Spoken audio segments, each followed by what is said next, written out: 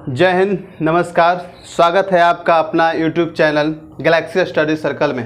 अगर आप इस चैनल पर नए हैं तो चैनल को सब्सक्राइब करें। अगर वीडियो अच्छा लगे तो वीडियो को लाइक, शेयर, कमेंट ज़रूर करें। आज इस वीडियो पर आपको हम बताने वाले हैं क्लास 9th का फर्स्ट लेसन भौगोलिक खोज। भौगोलिक खोज में आप उन सभी टॉपिक को कवर करेंगे जिसमें आपको कहीं पे दिक्कत ना हो। इस वीडियो में आपको भौगोलिक खोज के जैसे Vasco D gamma, Columbus America का खोज कब किया, वास्को डी गामा ने भारत का खोज कब किया, वास्को डी गामा भारत किस रास्ते से पहुंचा था, भारत के किस जगह पे पहुंचा और वहाँ के किस राजा ने वास्को डी गामा को स्वागत किया था। तो आइए इस वीडियो को शुरू करते हुए हम आगे बढ़ते हैं। तो आज भौगोलिक खोज।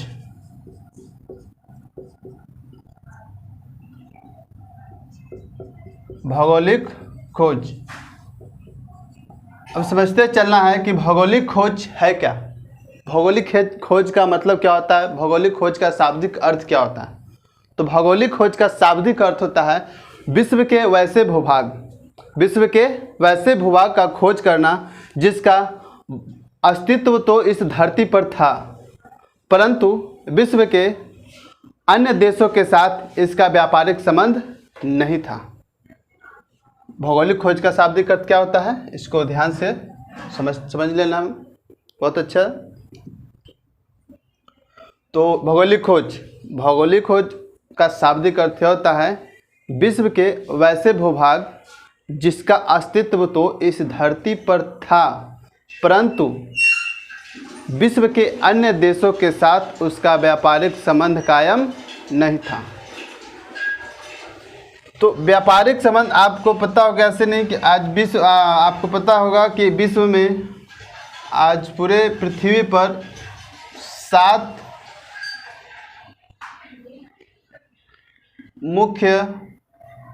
मुख्य रूप से 7 महाद्वीप हैं। कितने महाद्वीप हैं? 7 महाद्वीप, जिसमें पहला आपको आता है एशिया। एशिया पूरे विश्व में सबसे बड़ा महाद्वीप है। सबसे बड़ा महाद्वीप कौन है? एशिया। उसके बाद दूसरे नंबर पे आता है उत्तरी अमेरिका।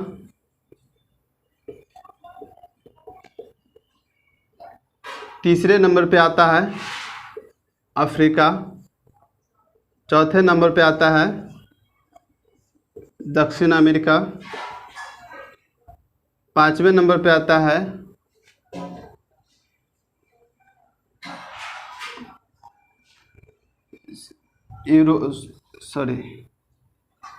चौथे नंबर पे आता है यूरोप।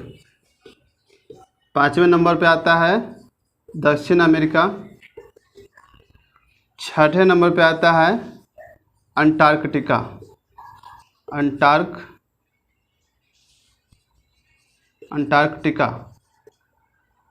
और 7वें नंबर पे लास्ट में है आपका ऑस्ट्रेलिया। विश्व में सबसे छोटा महाद्वीप कौन सा है? तो वो है ऑस्ट्रेलिया।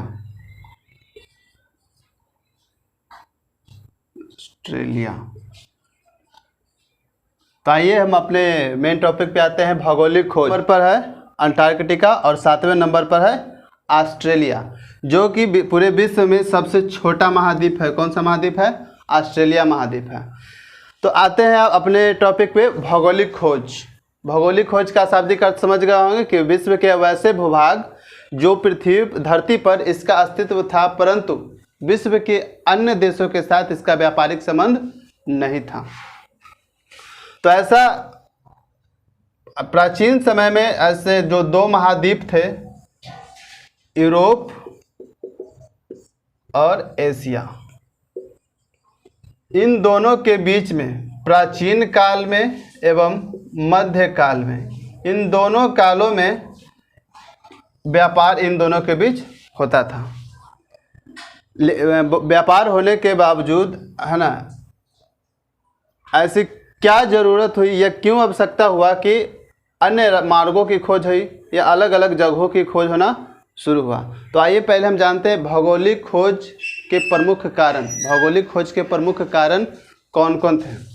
तो भौगोलिक खोज के प्रमुख जो कारण थे, प्रमुख कारण 7 थे, जिसमें पहला था कौतूहल की भावना। कौतूहल का मतलब होता है उत्सुकता। कौतूहल का मतलब होता है उत्सुकता। उत्सुकता।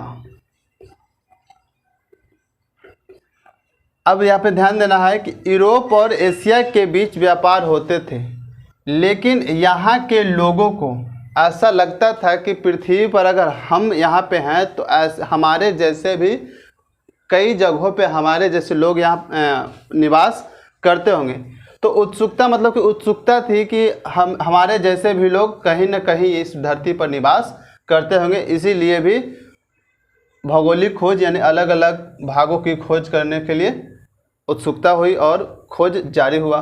उसके बाद दूसरा कारण है मानसून की जानकारी। पहले समुद्र में जाने से लोग डरते थे, समुद्री मार्ग से जाने से डरते थे, क्योंकि उनको मानसून के बारे में जानकारी नहीं होती थी।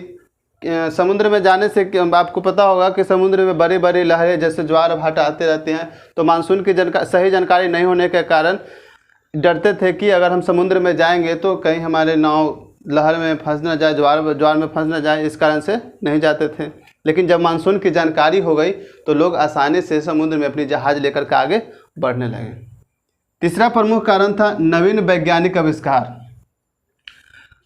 आज जिस प्रकार से हम बहुत सारे टेक्नोलॉजी से घिरे हुए हैं, आज तरह तरह की हमारे पास टेक्नोलॉजी है, जो हम आज घर बैठे ही कई चीज़ों को हम यहाँ पर देख सकते हैं। तो उस समय भी नवीन वैज्ञानिक आविष्कार में सबसे बड़ा आविष्कार था गैलीलियो द्वारा किया गया दूरबीन का आविष्कार। याद रखेंगे सभी लोग, है ना, ऑब्जेक्टिव कि दूरबीन का आविष्कारक कौन थे या दूरबीन का आविष्कार किसने किया? दूरबीन का आविष्कार किसने किया? तो वो थे गैलीलियो। कौन थे? गैलीलियो, है ना। याद रखेंगे दूरबीन का आविष्कारक कौन थे या आविष्कार किसने किया? तो गैलीलियो ने। तो नवीन वैज्ञानिक आविष्कार के खोज होने से, दूरबीन का आविष्कार हो जाने से अब हम समुद्र में जो बड़े बड़े चट्टान सामने एकाएक आ जाते थे, लेकिन अब हम दूरबीन की खोज होने के कारण हम उस चीज़ को हम दूर से ही देख सकते थे और उससे हम बच सकते थे। इस कारण से भौगोलिक खोज को और भी बढ़ावा मिला। चौथा प्रमुख कारण है जहाजरानी में विकास। जहाजरानी के विकास का मतलब है कि इससे पहले जहाजरानी यानी कि जो बड़े बड़े जहाज होते, समुद्री जहाज होते, उनका विकास। तो जहाजरानी के विकास करने का मतलब कि इससे पहले कि सभी लोगों के पास जो नाव होते थे, छोटे छोटे नाव होते थे, जो वो समुद्री लहरों को झेल नहीं पाते थे। लेकिन पुर्तगाल के द्वारा एक बहुत बड़ा समुद्री जहाज जिसका नाम था कैरेबल नामक जहाज का निर्माण किया था। कैरेबल नामक जहाज किसने बनाया था? कैरेबल नामक जहाज किस देश के द्वारा बनाया गया था? तो पुर्तगाल के द्वारा। किस देश के द्वारा बनाया गया था? पुर्तगाल के द्वारा। तो जहाजरानी का विकास हुआ। उसके बाद आग्नेयास्त्रों का ज्ञान लोगों में बढ़ा। आग्नेयास्त्र करने का मतलब है कि जैसे तोप, गोला बारूद का आविष्कार हुआ। जैसे जहाज से समुद्र में जाते थे तो जो समुद्री डाकू हुआ करते थे वो जहाज को लूट लिया करते थे, तो उससे बचने के लिए जहाज में, है ना, तोप लगाया गया, जिससे हम समुद्री डाकुओं से बच सकते थे। छठा प्रमुख कारण था धर्म युद्ध का प्रभाव। धर्म युद्ध क्या होता है? धर्मों के लिए जो लड़ाई हुआ था उसे धर्म युद्ध कहेंगे। तो 11वीं और 12वीं सदी में, 11वीं और 12वीं सदी में इजराइल के जेरूसलम के पवित्र नगर के लिए ईसाइयों एवं तुर्कों के बीच युद्ध हुआ था। किसके बीच हुआ था? धर्म युद्ध। याद रखेंगे, धर्म युद्ध किसके बीच हुआ था? तो ईसाई एवं तुर्कों के बीच। कब हुआ था? तो 11वीं एवं 12वीं सदी में। सातवां जो प्रमुख कारण है, भौगोलिक खोज के सबसे प्रमुख कारण, सबसे बड़ा कारण है कुस्तुनतुनिया का पतन। कुस्तुनतुनिया का पतन ही जो ऐसा कारण था जो भौगोलिक खोज को काफ़ी बढ़ावा दिया, काफ़ी महत्वपूर्ण बना दिया। अब कुस्तुनतुनिया का पतन आते हैं यहाँ पे। यूरोप के जो देश थे और एशिया के जो प्रमुख भारत सोने की चिड़िया कहलाता था। सोने की चिड़िया इसलिए कहा जाता था कि यहाँ की जो वस्तुएं होती थी अच्छी और टिकाऊ और सस्ती हुआ करती थी, इसलिए सोने की चिड़िया। और यहाँ पे बहुत सारी चीज़ ऐसे बहुत उत्पादन होता था। तो यूरोप के जो अधिकतर जो देश थे वो भारत के साथ व्यापार करना चाहता था, भारत के साथ व्यापार करना चाहता था। अब जो भी व्यापार यूरोप और एशिया के साथ होता था वो होता था बिजेंटाइन साम्राज्य की राजधानी कुस्तुनतुनिया के रास्ते, कुस्तुनतुनिया के रास्ते हुआ करता था। यूरोप और एशिया के बीच जो व्यापार हुआ करते थे किस रास्ते से हुआ करता था? कुस्तुनतुनिया के रास्ते से। लेकिन कुस्तुनतुनिया के पतन के बाद, कुस्तुनतुनिया का पतन कब होता है ये भी याद रखना है, इम्पोर्टेंट क्वेश्चन है। आपको एसएससी, रेलवे, बैंकिंग सभी जगह पर देखने को मिलेगा आपको। ये बहुत इंपॉर्टेंट क्वेश्चन जो भी आप लोग को ऑब्जेक्टिव क्वेश्चन बताएंगे उसको ध्यान से अगर याद रहता है तो अच्छा है, नहीं तो उसको कॉपी पे लिख लिया करेंगे। कुस्तुनतुनिया का पतन 1453 में हुआ था। कब हुआ था? 1453 में। कुस्तुनतुनिया के पतन के बाद या कुस्तुनतुनिया के पतन के बाद कुस्तुनतुनिया पर किसका अधिकार हो गया? तुर्कों का। किसका अधिकार हो गया? तुर्कों का अधिकार हो गया। तो कुस्तुनतुनिया पर तुर्कों के अधिकार हो जाने के बाद यूरोप और एशिया का जो व्यापार होता था, जिस मार्ग से व्यापार होता था, उस पर तुर्कों ने व्यापारियों से भारी कर वसूलना शुरू कर दिया।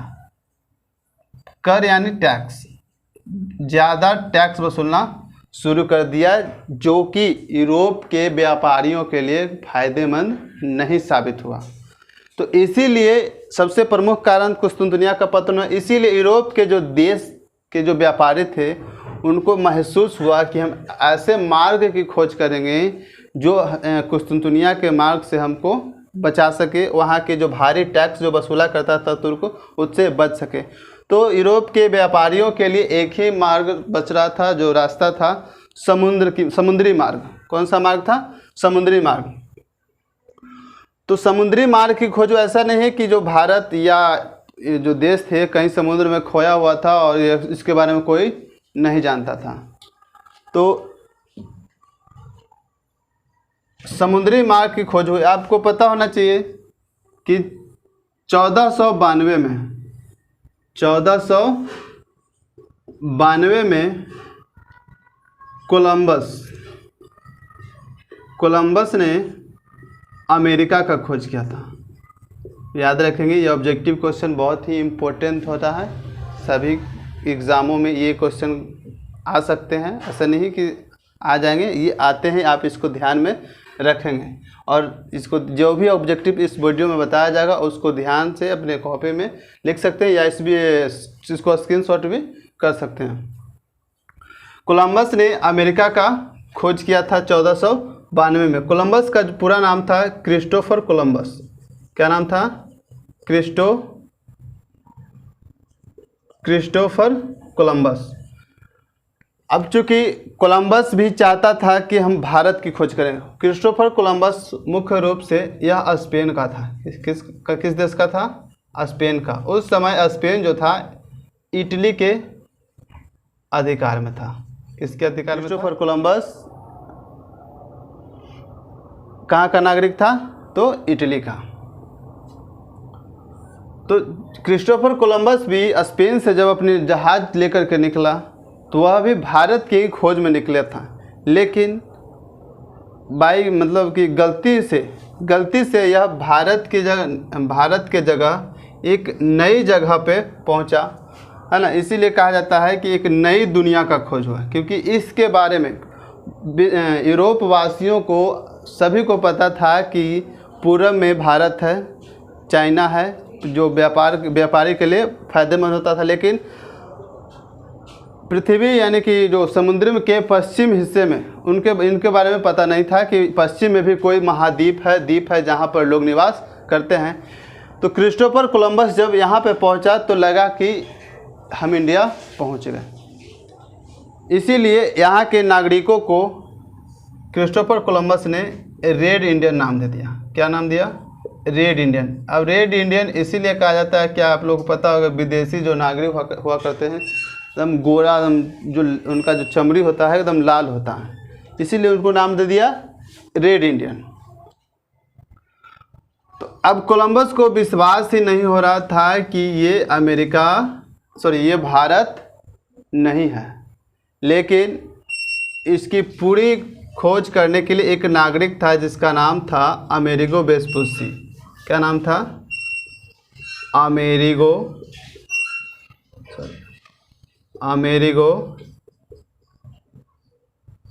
वेस्पुसी।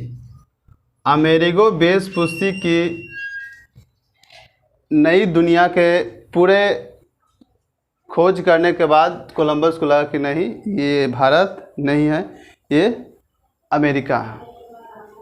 और अमेरिगो वेस्पुसी के नाम पर ही इस नई दुनिया का नाम पड़ा अमेरिका। अमेरिगो वेस्पुसी के नाम पर ही उस नई दुनिया का नाम क्या पड़ा? अमेरिका। अब दूसरा नाम था, सबसे जो महत्वपूर्ण नाम था हमारे देश की जो समुद्री मार्ग को खोज किए थे वो थे वास्को डी गामा। कौन थे? Vasco D gamma. याद रखना है कि भारत का खोज किसने किया था? तो वास्को डी गामा ने। किसने किया था? Vasco D gamma. कब किया था? तो 1498 में। वास्को डी गामा ने भारत का खोज कब किया था? तो 1498 में। अब वास्को डी गामा मुख्यतः यूरोप के जो देश थे वो था पुर्तगाल। वास्को डी गामा कहाँ का था? पुर्तगाल का। वास्को डी गामा किस देश का नागरिक था? तो पुर्तगाल का। पुर्तगाल का नागरिक था और ये भारत की खोज में निकला था। कब निकला था? 1498 में निकला और कुछ दिनों में यह 1498 में ही भारत पहुंचा था। लेकिन अब यहाँ पे आते हैं, वास्को डी गामा भारत किस रास्ते से पहुंचा था? भारत के किस जगह पे पहुंचा? भारत के किस राजा ने वास्को डी गामा का स्वागत किया और भारत के साथ व्यापार करने की अनुमति प्रदान की थी? तो आगे चलते हैं इस वीडियो में। वास्को डी गामा जब पुर्तगाल से निकला तो वो आपको पता होगा कि एक अफ्रीका जो महाद्वीप है, अफ्रीका महाद्वीप के दक्षिणी छोर पर, अफ्रीका महाद्वीप के दक्षिणी छोर पर जिसका नाम है उत्तमासा अंतरीप। उत्तमासा अंतरीप। उत्तमासा अंतरीप को इंग्लिश में कहा जाता है Cape of Good Hope. Cape of Good Hope. याद रखना है कि उत्तमासा अंतरीप को केप ऑफ गुड होप भी कहा जाता है। तो यहाँ पे क्वेश्चन पूछता है कि वास्को डी गामा भारत किस रास्ते से पहुँचा था? तो केप ऑफ गुड होप या उत्तमासा अंतरीप के रास्ते भारत पहुँचा था। उत्तमासा अंतरीप की सर्वप्रथम खोज 1488 में। कब किया था? 1488 में। और किसने किया था? तो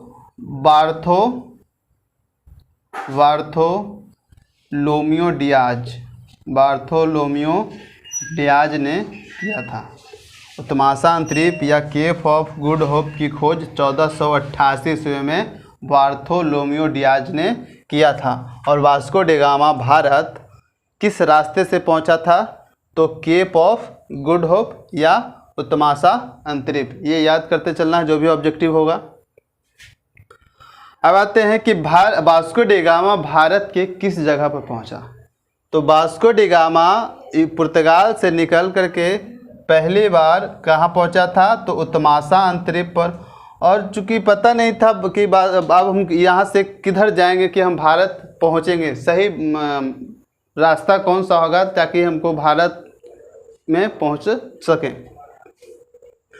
तो भारत पहुंचने के लिए जब यहाँ पे पहुंचा तो यहाँ पर पहले से ही एक भारतीय व्यापारी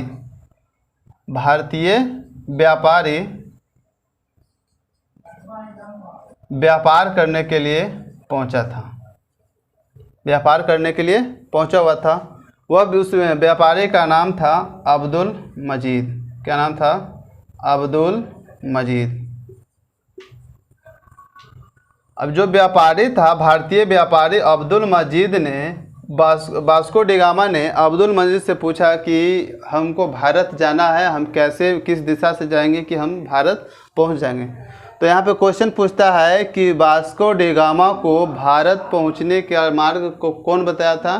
तो अब्दुल मजीद ने। भारत के बारे में वास्को डी गामा को किसने बताया था? तो अब्दुल मजीद ने। याद रखना है कि अब्दुल मजीद ने वास्को डी गामा को भारत पहुंचने के लिए रास्ता बताया था। तो वास्को डी गामा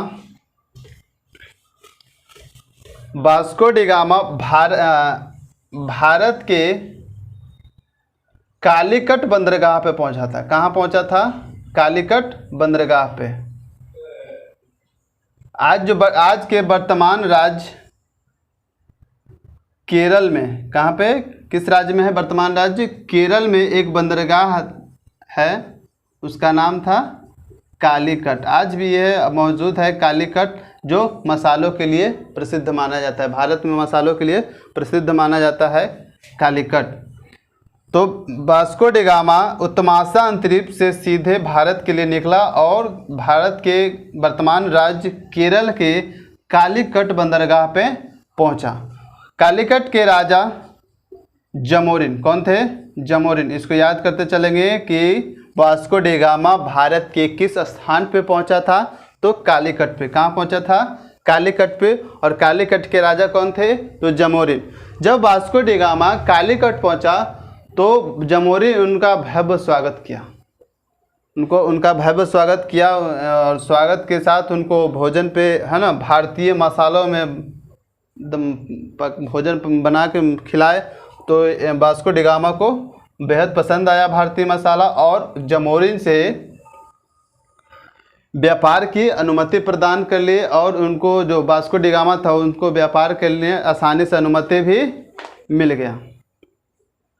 और अनुमति मिलने के बाद जब वास्को डी गामा जब अपने देश वापस लौट रहा था तो कालीकट के राजा जमोरिन ने